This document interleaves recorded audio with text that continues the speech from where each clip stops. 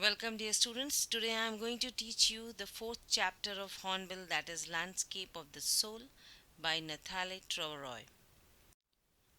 About the author, Nathalie Troveroy, wife of the Belgian ambassador to India, is an art historian.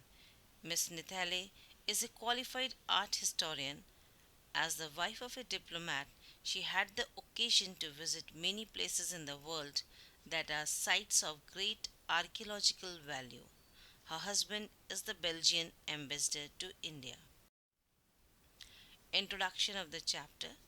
The chapter consists of two parts. The first part is an excerpt from Landscape of the Soul, Ethics and Spirituality in Chinese Painting. It deals with the art of painting. It is comparative study about how different the Chinese art form is from the European art form.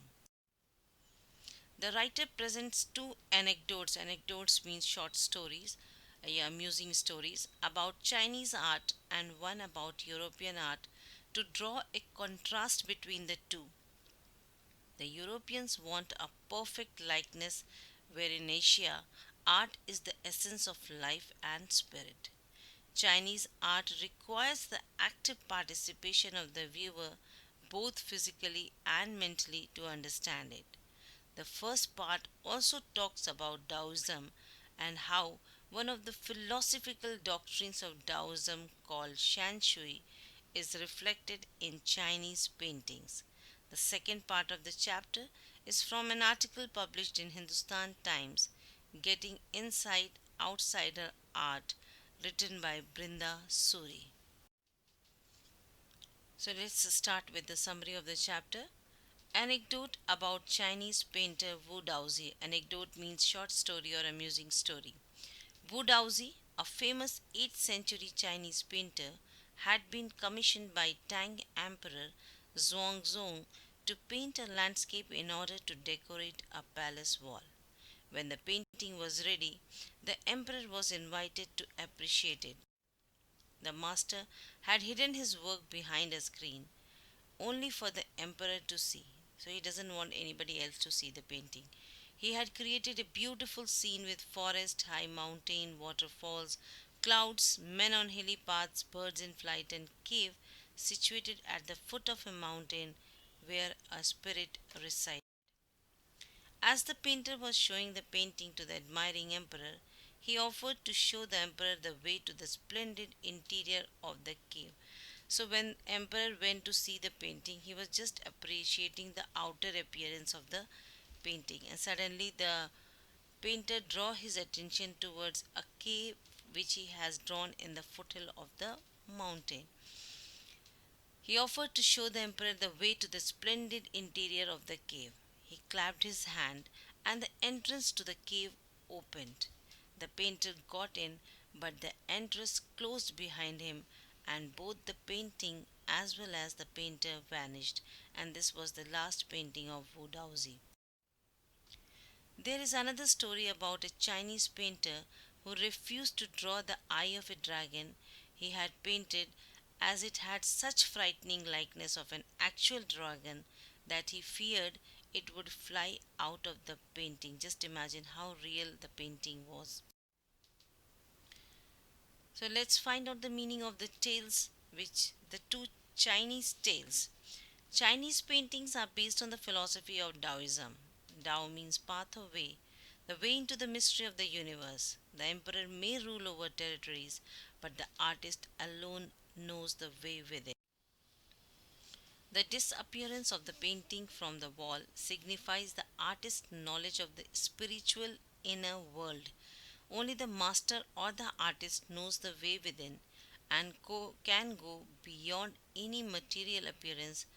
Life has no meaning unless we undertake the inner spiritual journey. Such stories played an important part in China's traditional education. Not only did they help the master to guide his disciple in the right direction, but they also revealed the spirit in which art was considered. It was through such stories that great masters made abstract concepts concrete. Now, Let's see the anecdote about European painter Quentin Metz.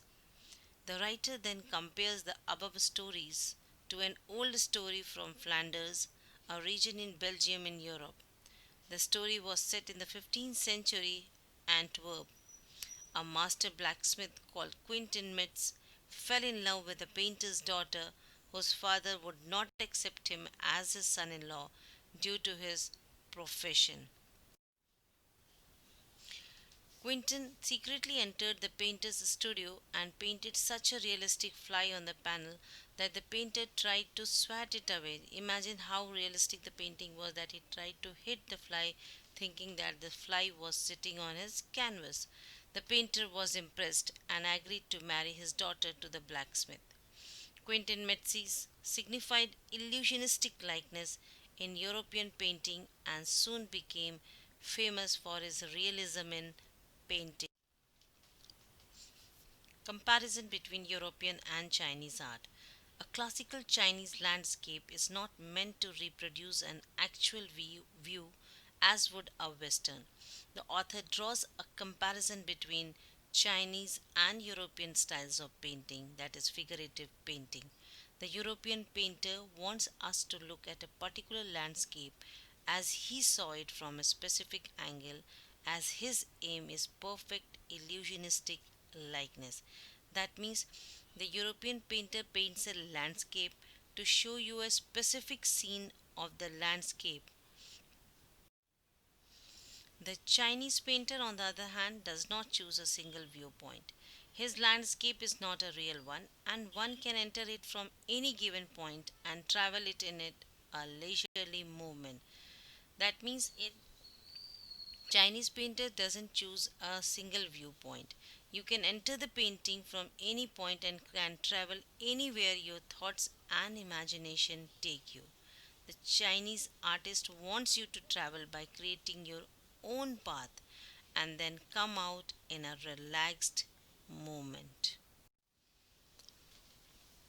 This is like in the case of the horizontal scroll. One slowly opens one section of the painting, then rolls it up and moves on to the other. That means slowly the painting is revealed. This adds a dimension of time to it. It also involves an active physical as well as mental participation of the viewer. The Chinese painter does not want you to borrow his eyes. He wants you to enter his mind. The Chinese landscape is a spiritual and conceptual space. In Asia, the stress is on the essence of inner life and spirit. Now, the concept of Taoism and Chinese philosophy of Shan Shui. According to Taoism, this universe is composed of two complementary poles, which one is yin, that is feminine, and yang, which is masculine. The interaction of these two energies makes the universe. Their meeting point, called the middle void, also holds great significance, though it is often overlooked. So the middle void is painted with that is the space which remains white, which is left out. That is the void. This can be compared with the yogic practice of pranayam. Breathe in, retain, breathe out. The retain part is the middle void where meditation occurs. This void is essential and nothing can happen without it. In Taoism, a landscape is called Shan Shui. Shan means mountain and Shui means water. However, it doesn't represent a real landscape. It is the Taoist view of the universe. To understand Chinese painting, one must understand Taoism. So, the mountains and water in the Chinese paintings are representative of Shan Shui, and the white, unpainted space is representative of the middle void where the interaction between yin and yang takes place. Man is the medium of communication between the two complementary poles, that is, feminine and masculine, of the universe, and you can see his presence too in the Chinese painting. So, this is the concept of Taoism. The concept of art brut In the second part of the chapter, the author writes about the concept of art brut, which means the art of those who have no right to be artists as they haven't got any formal training, yet show talent and artistic insight. The works of the artists who think out of the box are totally different from those of their predecessors. In simple terminology, this art can be called unorthodox art. In 1940s, Jean Dubuffet, a French painter, first created the concept of art brut or raw art. The outsider art has gradually become the fastest growing area of interest in international modern.